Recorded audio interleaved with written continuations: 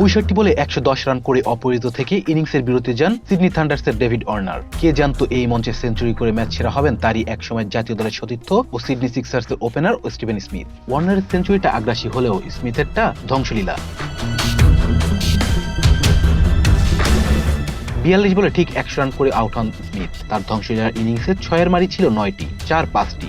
ওয়ার্নারের ইনিংসের ৬ ও ৪ ছিল যথাক্রমে ৪ ও ১১টি। সেঞ্চুরি করার পথে ওয়ার্নারকে হারানো স্মিথ ও ম্যাচ জিতেছেন, সেটাও অনায়াসে। ১৯০ রান তাড়ায় ৫ উইকেটের জয়টি ১৬ বল হাতে রেখে পেয়েছে। মিচেল স্টার্কে ফেরাটা স্মরণীয় হলো। সিডনির এই পেসার প্রায় ১১ বছর পর বিগ ব্যাশে খেলতে নেমেছিলেন। স্মিথের তাণ্ডবে বিগ ব্যাশে একটি রেকর্ডও হয়েছে তার। এক ওভারে সর্বোচ্চ রান তোলার রেকর্ড বদলে দিয়েছেন স্মিথ। ব্রায়ান হ্যাডলির করা ১২তম ওভারে ৩২ রান, যেখানে স্মিথ ৪টি ৬-এর পাশাপাশি একটি ৪ মেরেছেন। একটি বল নো ও একটি বল ওয়াইড হয়েছিল। একটুর জন্য বিগ ব্যাশের দ্রুততম সেঞ্চুরি রেকর্ডের নাম তুলতে পারেননি স্মিথ, যা যৌথভাবে সিমন্স ও মিচেল ওয়ার্নারের দখলে। ২০১৪ সালে সিমন্স ও গত বছর ৩৯ বলে সেঞ্চুরি করেন।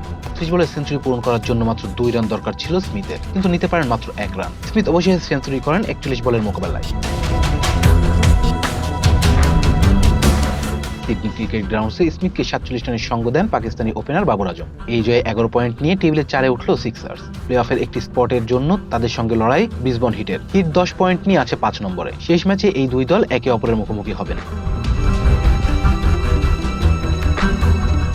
Rezan Islam, B sports.